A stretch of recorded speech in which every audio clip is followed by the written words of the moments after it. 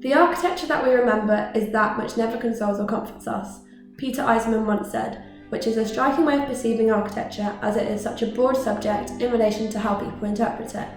Eisenman was regarded as a highly influential architect of the 20th century due to his work which illustrates a modernist view as well as origins of deconstructivity, also with an appeal to signs, symbols and techniques of always making a meaning on first sight.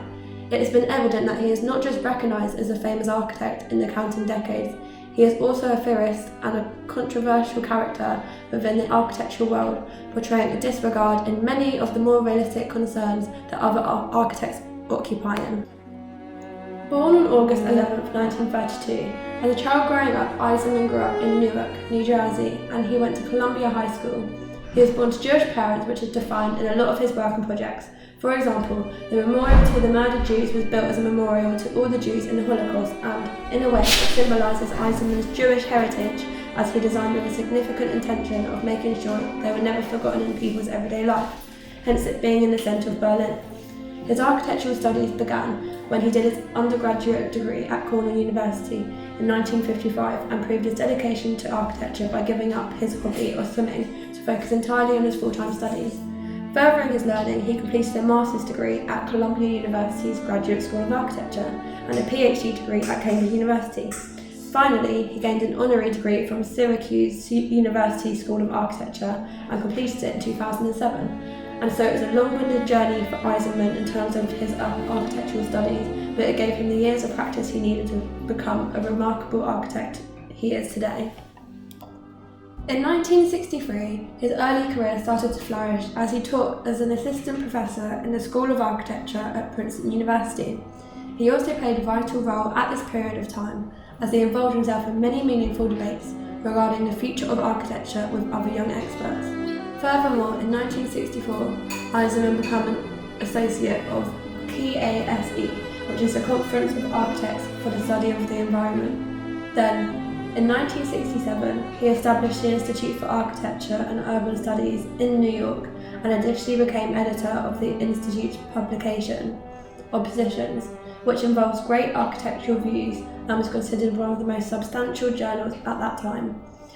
In the course of his management of the Institute for Architecture and Urban Studies, Eisenman adopted a new title as a theoretician of architecture as he identified with the new conceptual form of architecture rather than the traditional principles by presenting his work solely through sketches and diagrams instead of construction.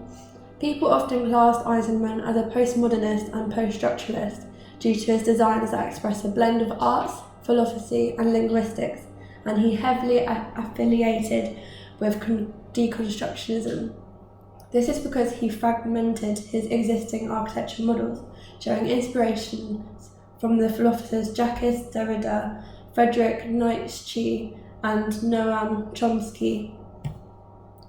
In the later years of the 1960s, Eisenman gained great status through becoming one of the New York Five, alongside with four other architects, Charles Grafaway, John Haydock, Richard Meier and Michael Grace, with Eisenman being regarded as the leader. This involved the architects working on individual projects that were based on the aesthetics and ideologies of Le Corbusier, inspiring other worldwide architects to develop a deeper insight into architecture.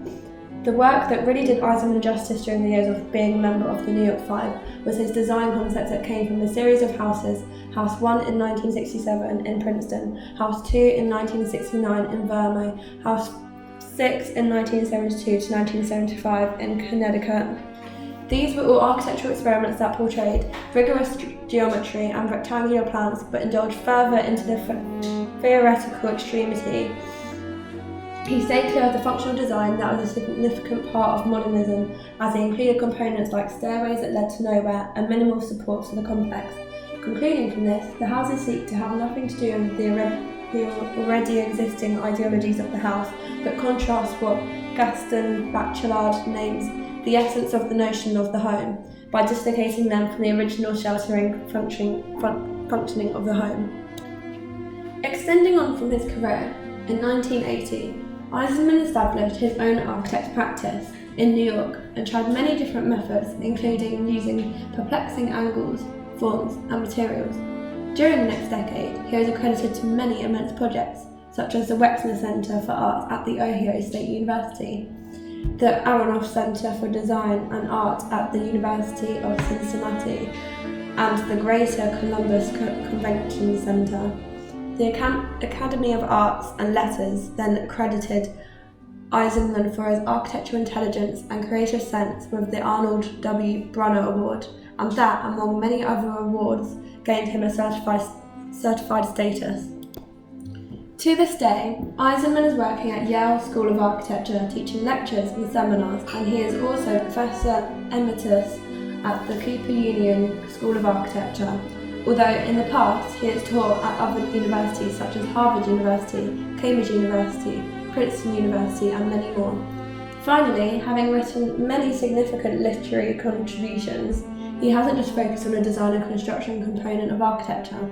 All his writings have played a powerful role in the evolution of architectural techniques. Some of his written accomplishments are the diagram diaries, written to void, selected writings, Eisenman Inside Out, selected writings, Peter Eisenman Barefoot on White Hot Walls, along with many more.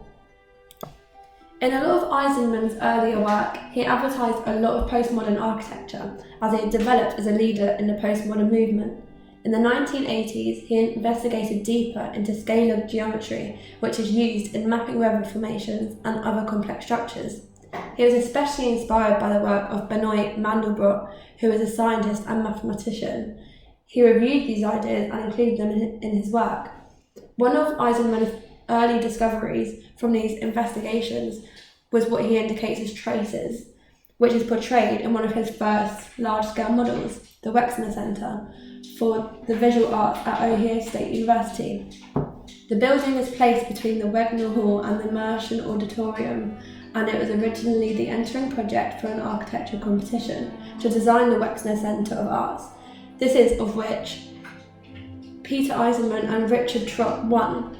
Extending onto the design process, he intentionally designed it so that it is directed by an arrangement of orthogonal grids, although some of the columns do not touch the ground, challenging the existing role. Using juxtaposition in the fragmented forms and grids, Eisenman doesn't only create a building for the Centre of Arts, he creates art himself, as he has advertised deconstructivism through his incompleteness of the building. The building itself is 108,000 square feet and spread across 3 stories, but it is argued by some critiques that the building is incomplete. As Kay Jones highlighted, the intersected grid has isolated the Wexner's main lobby from the other facilities. In addition, she also added, what remains above ground is not building. Some portions of the mass contain nothing. On the other hand, it is all a matter of opinion when it comes to examining Eisenman's work, as I genuinely think it's a piece of deep intelligence as he connects architecture with art. His next famous project was the Nunotani building in Tokyo, Japan, and this includes 4,000 square feet of headquarters established for an international commercial design company. The intention was to make it look like an aggressive, contemporary image, as requested by the president of the company. The theory behind the design concept for this project is to make it look as antithetical to the standard vertical building as possible, readapting the symbolism behind it and creating a new figurative meaning. The building provokes a sense of context because it draws attention to the broken roofs, extrusive beams and tangled columns, which makes it look like it's been struck by an earthquake. Ironically, the Japanese buildings have been previously repeatedly struck by tsunamis, earthquakes and typhoons. Therefore, Eisenman has managed to significantly associate his project with a deep historical meaning.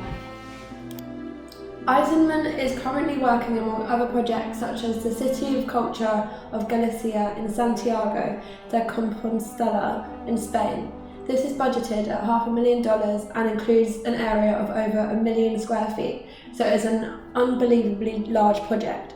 The structure is being constructed based on an international architectural competition, and Eisenman, being the great architect he is, won it while competing against many talented architects such as Jean Nouvel, Daniel Libeskind, Rem Koolhaas and Dominique Perrault. He has designed it so that there are 3 pairs of buildings, the Music Theatre and the Administration Centre, the Heritage Research Centre and the Galician History Museum, and the Galician National Archive and the National Library of Galicia. The buildings are still under construction to this day, and we are left to wonder what it will look like.